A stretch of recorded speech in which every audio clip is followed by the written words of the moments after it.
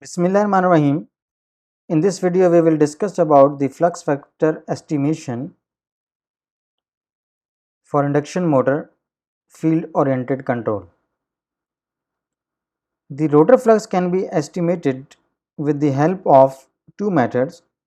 The one of them is the voltage based estimation, or it is also called the voltage model. So in this method, machine terminal voltages and currents are sensed and the fluxes are computed from the stationary frame of reference equivalent circuit. We have discussed the equivalent circuit of the induction motor in different frame of reference in our previous videos. So the equivalent circuit of the squirrel cage induction machine in the stationary frame of reference is shown in front of you. This one is the stator side, the Q axis, and this is the rotor side. So for its detailed derivation, you can refer to the previous videos. We will be using this equivalent circuit in this video to develop an algorithm or the flow chart for the evaluation of the rotor flux, having the information of the terminal voltage and the stator current of the induction motor. So now from here you can say that VQS, that is the Q axis stator voltage, that will be equal to IQS in stationary frame into RS, that is the voltage drop across this component, plus the voltage between this point A and point B. So that is equal to the derivative of the flux linkages along the Q axis in stationary frame of reference. The superscript S over here is indicating the stationary frame of reference, that is the one in which your Q axis and the D axis are static, they are not moving, their speed is 0. In that frame of reference, this is the equivalent circuit of the squirrel cage induction motor. And the voltage equation for the Q axis can be simply written as VQS will be equal to IQSRS plus the derivative of the flux linkages in the Q axis of the stator. Similarly, from the rotor side, you can write down the voltage equation. And the same can be done for the D axis as well. D axis voltage will be equal to the product of IDS into RS plus the derivative of the flux linkages phi ds in the stationary frame of reference. Okay, now let's discuss it step by step, that how we can estimate the rotor flux by using the voltage and the current at the terminal of the induction motor. So first step is to sense the current that is being injected in the induction motor from your inverter circuit. So on the input of the induction motor, we have the inverter that injects the required current in the machine at the specified voltage level. So we need the current sensors, those may be the CTs, those may be the Hall effect sensors. We can sense the current from all the phases, but as your induction motor is the balanced load, so for balanced load IA plus IB IC plus IC, that will be equal to 0. Sum of all the currents, instantaneous sum of all the currents will be equal to 0. So if you only sense two currents IA and IB, then IC can be estimated, that will be equal to minus IA minus IB, or the negative of the sum of the phase A and the phase B current, because in the balance condition the sum of all the currents should be equal to 0. So we need only two current sensors over here to sense the current, those are being injected into your induction motor, or those are being drawn by your induction motor from the source. And over here you can see the voltage sensor. The voltage level of all the line is being monitored or is sensed. This may be the phase voltage or maybe the line voltage. Over here I am going to assume these are the phase voltages, VAN, VBN and VCN, all of these being observed. And over here in this block, what you have the Clark transformation, and with the help of that Clark's transformation you are going to convert your three phase ABC quantities into DQO in the stationary frame when the speed is equal to 0. Means that frame is fixed and the Q axis is considered aligned with the phase A of your machine. Similarly, over here we convert the three phase quantities from ABC frame of reference to the DQ frame of reference, that is stationary. In the previous videos we have seen the transformations. So if you have the quantities in the ABC frame of reference and if you multiply it with this transformation matrix, so you can convert them into alpha beta frame of reference. Alpha beta is basically the stationary frame of reference. So we can also say that alpha is representing the QS, the stationary Q, and the beta is representing the stationary D. So if we have this orientation that Q axis is leading the D axis by the angle of 90 degree and the Q axis is aligned with the phase A, then the transformation matrix for converting the ABC frame of reference quantities into alpha beta O frame of reference or in the stationary frame of reference, the transformation matrix is given by this equation. Now using this one, we are going to convert our measured currents and the voltages into the stationary frame of reference. Over here we have the ABC quantities. Over here these are the currents and these are the voltages, and we are going to convert them into stationary frame of reference alpha beta O or the QDO in the stationary frame. Similarly over here we are going to convert them into alpha beta, converting this three phase into alpha beta O frame of reference or QDO frame of reference, that is the stationary Q and the D axis. Okay, so once we perform this transformation, so from here you can see that if I consider the first row, I can find out the Q component. The Q component will be 2 by 3 IA minus 1 by 3 IB minus 1 by 3 IC, and from here I can rearrange it and I can take 1 by 3 common out, so IB plus IC, and we know that IB plus IC is equal to minus IA as we are considering the balance system. So IQS will be simply equal to IA because this is the magnitude invariant transformation. So the magnitude of your phase A will be equal to the magnitude of the IQS in the two phase system. QD is basically a two phase representation of your induction motor. So the Q axis current will be simply equal to the phase A current, right? And if we calculate IDS using this equation, 2 by 3 multiplied with this row, and from here we will be having A, B and C. So I phase IA will be 0, IB will be multiplied with this and IC will be multiplied with this, so you will get this equation. And over here if I take 1 by under root 3 common out, I can write IA plus 2 into IB, because we are actually measuring from here, you can see we are measuring IA and IB, right? IC is estimated from this equation minus IA and the minus IB. So using this we are going to write this IB and IC in terms of only IA and IB, so it can be written like that. So with the information of IA and IB you can calculate the D component of the current, and if you know the IA you can find out the Q component of the stator current. And same you can do for the voltages. If you are going to sense the phase voltages VAN, VBN and VCN, right, and you can write this VA like that, 1 by 3 VA and 1 by 3 VA, taking this one over here and over here, rearranging, you can write down it in terms of the line voltages. So if you have the phase voltages you can use this equation, if you have the line voltages you will have to use this equation for the Q axis component of the stator voltage, and similarly for the D axis component using this row multiplying with A, B and C. So you can find out the D component of the stator voltages.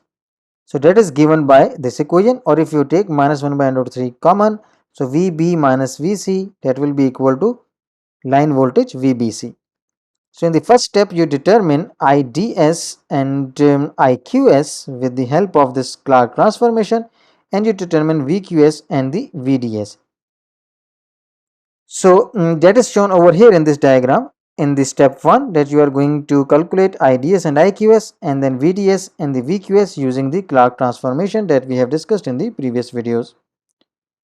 The second step is the stator flux estimation. So for that, first of all, let's go to the equivalent circuit and look at the voltage equation. So the voltage equation, from here we have already discussed that VQS is equal to IQS RS plus the derivative of the flux linkage is YQS, that will give you the voltage between these 2 points. And similarly you can write down the equation for the DXs, that this VDS will be equal to the voltage drop across this resistance plus the derivative of the flux linkages between these 2 points. So using this voltage equation,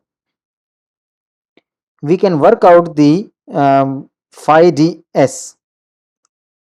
How? You know that VDS is equal to IDS into RS plus the derivative of the flux linkages of the dx's of the stator. There is the superscript S over here with all of these one representing that this is the equation in the stationary frame of reference. So now rearranging this one, you can write down that phi ds will be equal to the integration of VDS in stationary frame of reference minus IDS in stationary frame of reference into RS, and integration of this one with respect to the time. That is basically this equation. Similarly, you can write down the equation for the Q axis flux linkages. And if you know the D axis component is the Q axis component, so by vector sum you can find out the stator flux linkages, that is given by this equation. Now how we can show it on the control diagram or on the flow chart? So in the first step we use the Clark transformation, and then we obtained VDS and the VQS. Now from VDS, if we are going to subtract this part, just look at that one, RS into IDS. So RS into IDS, if we subtract this one from the VDC, that's why you can see the plus minus over here. This is positive, this is the negative one. So from this part you are subtracting this one. So what you are going to get, the derivative of the phi ds, and then if you integrate this part, this is the integration block, what you are going to get, phi ds in dx's flux linkages of the stator side. And similarly from this equation, if you look at that one, RS into IQS, if you subtract this one from this VQS in stationary frame of reference, you will be getting the derivative of the flux linkages phi QS in the stationary frame, and if you integrate you will be getting phi QS. So this set of equation is shown in the form of the block like that. So we say that this is step 2. In the step 2 you are going to estimate the rotor flux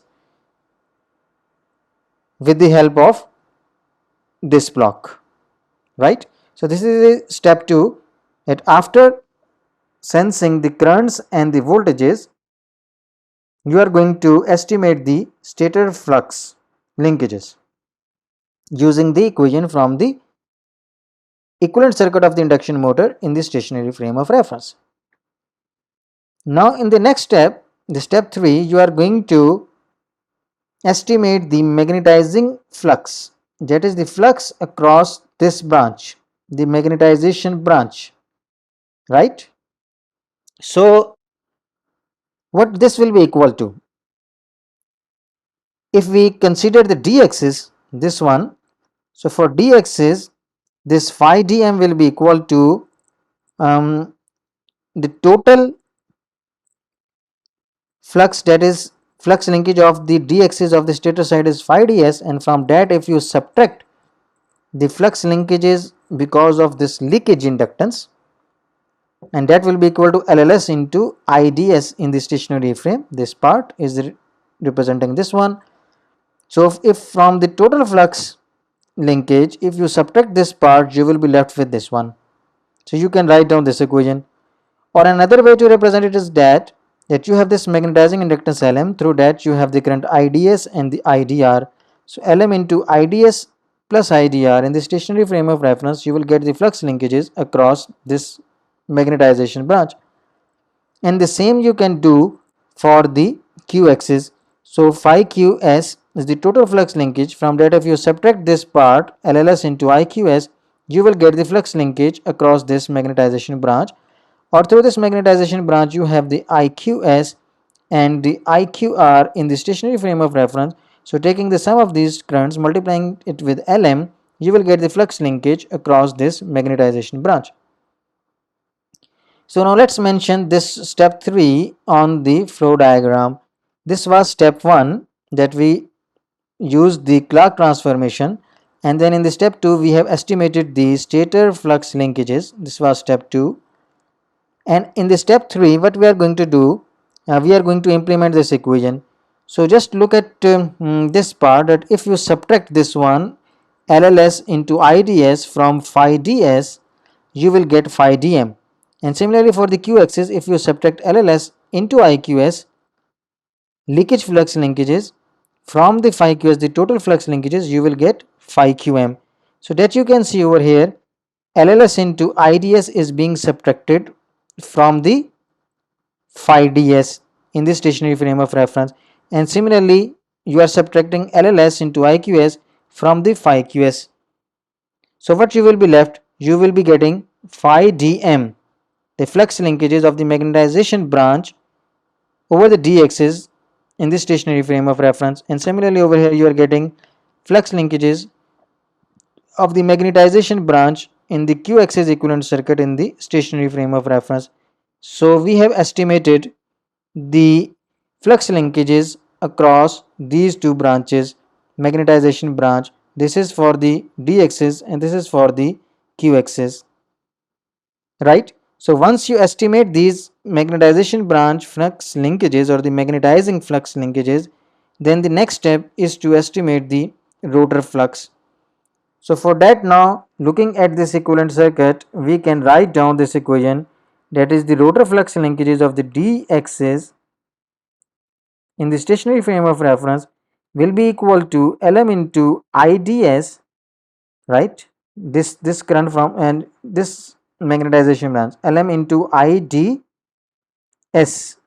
From the stator side you have this current, right, into Lm will give you the magnetization branch flux linkages plus the flux linkages of this one LLR into IDR, plus this current IDR is also passing through this Lm. So Lm into IDR, Lm into IDS, Lm into IDR, LLR into IDR. This will give you the total flux linkages from the rotor side along the d axis in the stationary frame of reference. We know that LLR plus Lm is equal to Lr, the total rotor inductance. So the total rotor current is IDR multiplied by Lr. You will get the flux linkages because of the rotor, and these are the flux linkages because of the stator current in the magnetization branch. So the total d-axis rotor flux linkages can be represented with the help of this equation. And similarly we can write down the equation for the q-axis, that phi qr, total flux linkages of the q-axis rotor side in the stationary frame of reference, will be equal to Lr into the IQR, that is the current from the rotor side, plus Lm into IQS, because this branch is common between rotor and the stator. So we have this equation for the q-axis flux linkages and this equation for the d-axis flux linkages of the rotor side. So now let's represent this one over here in our flow diagram. So first step was to represent the transformation from 3-phase to 2-phase, that is the Clark transformation. Then the stator flux linkages, stator flux estimation, that was the step 2. Then in the step 3 we estimated the flux along D and the Q axis of the magnetization branch, and now we are going to add this part over here using these equations. So the equations for the D and Q axis flux linkages are these one. Now from this one we are going to eliminate this IDR and the IQR, because we cannot measure these currents directly in the squirrel cage induction motor because we do not have access to this one. So using the above equation those we defined over here for phi qm and the phi dm, we can work out for IQR and the IDR, and then we can replace the IQR and IDR in terms of the flux linkages and other parameters which we are going to estimate with the help of this diagram.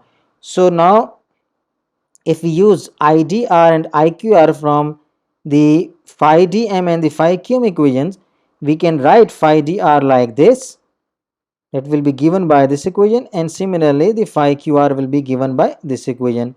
And you can also work out that you can represent this phi dr like this and phi qr like this in terms of the leakage coefficient. We have already worked out in the previous videos these equations. So now if you look at this particular equation, so this can be implemented like that. First of all, you are going to have the d-axis magnetization flux in this stationary frame of reference. You are going to multiply it with Lr by Lm, so that you can see over here Lr by Lm multiplied with this phi dm. So you are going to get this term, and from this term you are going to subtract this part. So IDS minus LLR is to be subtracted from this one, so you can see plus over here, negative over here. So the resultant will be phi dr. So you can estimate the rotor flux, d-axis rotor flux in the stationary frame of reference. And similarly you can implement for the q-axis rotor flux. First of all, phi qm multiplied with Lr by m. So Lr by m Lm multiplied by phi qm, you will get this term, and from this one you are going to subtract LLR into IQS, and that is this one, IQS into LLR. So this is plus, this is minus. So now if you apply this, so you are going to get phi qr in the stationary frame of reference. So you have estimated phi dr and the phi qr using the flow chart. First step was this one, the Clark transformation. The second step was the stator flux, and the third step was the magnetization flux, and the fourth step is the rotor flux. And if you know the d-axis component and the q-axis component, you can work out the rotor flux vector, that or the magnitude, that will be given by this equation.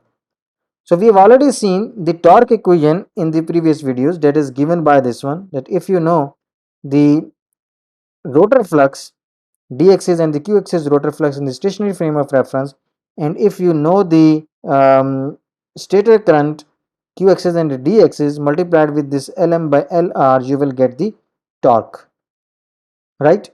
Okay, now in the step 5, what we are going to do, we are going to estimate the rotor flux magnitude and the torque, and then cos of theta e and the sine of theta e, that is the unit vector.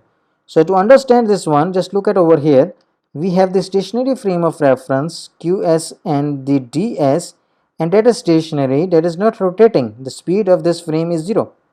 And we have another frame of reference that is represented as qe and the de, and this superscript e is representing that this frame is rotating with the speed omega e, that is the speed of the stator, right? So we have two frame of references, this is the stationary frame and this is the rotating frame of reference. And if you look at over these, we have calculated all the things in the stationary frame of reference, that is in this frame of reference, that is fixed, that is not rotating. But the other frame of reference is this one, which is rotating with the speed omega e. In the last video of the basics of the field oriented control, we discussed that our rotor flux is kept aligned along the rotating d axis, the axis which is rotating with the speed omega e, which is rotating with the stator speed. So if you want to keep your rotor flux aligned with the d axis, then for this particular case, at some instant of time, we say the angle between the q axis of the stationary frame and the q-axis of the rotating frame is theta e. Definitely it will be changing because at certain other instant of time this rotating frame of reference will be at this position. So this theta e will be changing. So the rate of change of this angle theta e will be the speed omega e, that is the speed of your stator. So this frame is rotating with the speed omega e. So now if you consider the rotor flux vector aligned with the d-axis of your synchronously rotating frame of reference, and if you consider this angle theta e, so now if you take the projection of this rotor flux over here along the stationary frame d-axis, so this will be the phi dr in the stationary frame of reference, right, this component. And as this frame will be changing, this d component will be changing. This is not fixed, this is varying. As this frame of reference is changing its position, so this component will be changing because your rotor flux will be kept always aligned with the d-axis of the synchronously rotating frame of reference. So this phi dr can be calculated by taking the projection of this rotor flux phi r over this stationary frame d-axis. So if this angle is theta e, so this angle will also be theta e, right? So taking the projection of this rotor flux vector along this axis, you will get phi dr, and that projection will be equal to this rotor flux phi r multiplied by cos of theta e. So from here we can say cos of theta e will be equal to phi dr by phi r, right? Because we know that rotor flux magnitude multiplied with cos of theta e will be equal to the phi dr in the stationary frame of reference, that is this one, this component along the d-axis, right? And similarly, if you look at for the q-axis component, this q-axis component of the rotor flux in the stationary frame of reference, how to get that one? That will be equal to phi r, magnitude of the rotor flux, into sine of theta e, that will be equal to phi qr in the stationary frame of reference. So from there I can write down this equation that sine of theta e will be equal to phi qr in stationary frame of reference divided by the magnitude of the rotor flux that is aligned with the d-axis, which is rotating with the speed omega e, the d-axis of the synchronously rotating frame of reference, right? So now using this information, I can update my flow diagram. The first step was the Clark transformation, rotor flux estimation, then we estimated the magnetization flux, then the rotor flux, and then from this rotor flux now we are going to use this block, and over here we are going to estimate the magnitude of the rotor flux linkages. Those are aligned with the d-axis of this x of the frame of reference, which is rotating with the speed omega e, that is the stator speed. And then we have seen the expression for the torque, and we have seen that we can estimate cos of theta e and the sine of theta e. So we can estimate these four parameters in this flow diagram. So these two are very important. These are the unit vectors, and using these unit vectors, as we discussed in the last lecture, we can complete the loop, feedback loop, and we can control the flux and the torque and the speed of our machine. Okay, now once you know this information of cos of theta e and the sine of theta e, if I look at the same diagram, in the first step we translated the current into IDS into IQS, and these currents have been used over here. As you can see, you have used these currents over here. Similarly, you have used these currents over here, which were obtained in the first step. Now if you know cos of theta e and the sine of theta e, you can translate these stationary frame of reference quantities into a rotating frame of reference, which is rotating with the speed omega e, because we have seen that you can apply the vector rotation and you can translate from stationary to rotating frame of reference, or using the transformation matrix, those we have discussed in the previous videos. So that transformation is that one. If you multiply IQS with sine of theta e and IDS with cos of theta e, you will get IDS in the rotating frame of reference. And similarly, you can write down the equation for IQS in the rotating frame of reference. So for that, what you need to have the input of the cos of theta e and the sine of theta e, that is the unit vector. So if you give these unit vector as an input to this block. So what you are going to get? You are going to get the d axis and the q axis currents in the rotating frame of reference. It is rotating with the speed omega e, right? So now if I zoom it out to show you the complete flow diagram, so that is this one. The first step is the Clark transformation, and then the stator flux estimation. That was step 2. Magnetization flux, then is the rotor flux, and then estimating the rotor flux, torque, and the unit vector with the help of this equation, and then using these equations over here in the step 6 for the calculation of the currents in the rotating frame of reference, right? So in this way we can estimate the rotor flux, and this is the voltage model. Why? Because we have used the voltages to estimate the rotor flux and the unit vector which will be used for the transformation of the stationary frame of reference quantities into the rotating frame of reference quantities, right? Okay, now let's look at the some problems which are associated with this estimation method, which we have used for the estimation of the rotor flux, torque, and the cos of theta e and the sine of theta e, that is the unit vector. So what are the problems associated with this one? So at low frequencies, the voltage signals VDS and the VQS are very small. And in addition, ideal integration becomes difficult because the DC offset tends to build up at the integrator output. We are using the integrators in the first step. If I go back and show you the first step, that was this one over here. Here you can see you are using the integrator. These are the integrators, and so we have the problem with these integrators. So we have the limitation of this method for the estimation of the rotor flux, right? So the ideal integration becomes difficult because DC offset tends to build up at the integrator output. The second problem is the parameter variation affects the resistance RS and the inductance LLS, LLR, and LM, and that tends to reduce the accuracy of the estimated signals. Particularly, temperature variation of RS becomes more dominant. However, the compensation of RS is somewhat easier because you have the access to the stator side, and you can easily compensate. So that can be overcome. At higher voltages, the effect of the parameter variation can be neglected. Another limitation is that in industrial application, vector drives are often required to operate from zero speed, including zero speed startup. Here, direct vector control with the voltage model signal estimation cannot be used because you cannot estimate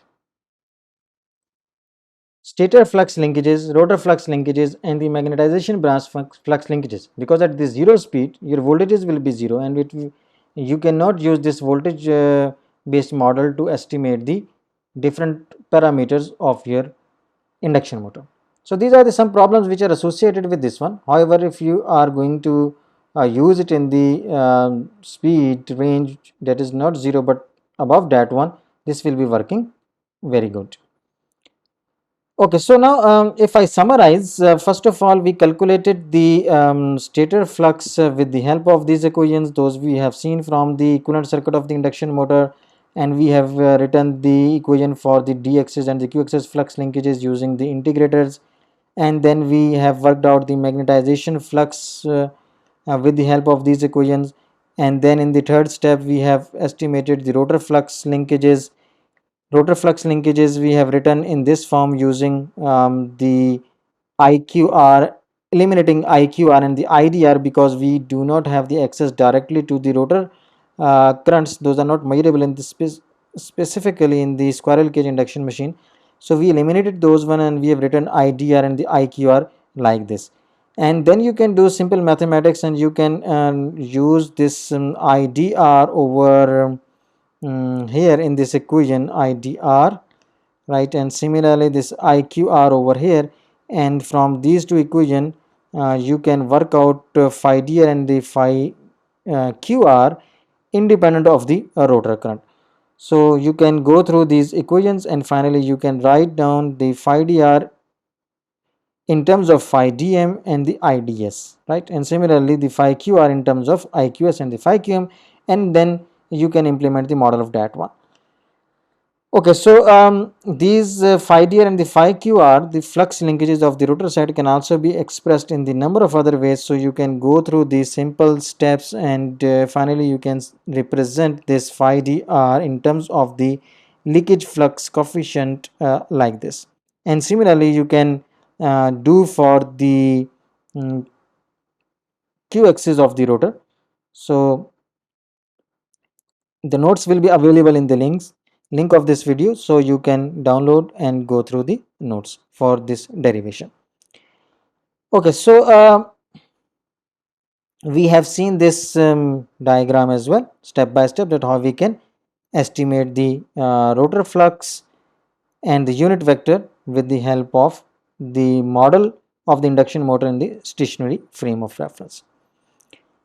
Okay, so in the previous videos we have worked out the equation for the torque, that was equal to 3 by 2 p by 2 into this part where this is the magnetization flux into the stator current, and now we have worked out the equation for the phi qr and the phi dr. So from this equation we can work out phi q and the phi dm, and we can use them over this one over here and this one over here. So our torque equation will become like that, and from here if I rearrange, I can write down the torque equation like that: Lm by Lr into phi dr into IQS minus phi qr into IDS. So what is this Lm by Lr? If you remember from the previous video, that is the coupling coefficient of the rotor, that how much flux is the how much inductance out of the total rotor inductance is uh, linked with the stator. It playing a role in the link in the flux linkages from the stator to the rotor, or rotor from the stator side. So this is the coupling coefficient of your rotor. So we can write it like that, that it is equal to kr and then these terms. So now if you compare this equation with this one, so phi dm is replaced with phi dr with the factor kr or Lm by Lr, that how much of the rotor total inductance is playing its role in the mutual flux linkages, and that is Lm. So Lm by Lr is the factor by which you are going to which is multiplied with the flux linkages of the rotor side to get the magnetization branch flux linkages. And similarly over here the phi qm is replaced with phi qr with these equations. So phi qr into Lm by Lr is basically going to give you phi qm, right? So from this equation we can say the kr into phi dr, this one, that is equal to phi dm, the d axis flux linkages of the magnetization branch. Similarly kr into phi qr is the q axis flux linkages of the magnetization branch. So this is the coupling coefficient, that is telling you that the out of the total flux linkages on the rotor side, how much is basically the mutual one between the stator and the rotor, the linked flux between the stator and the rotor.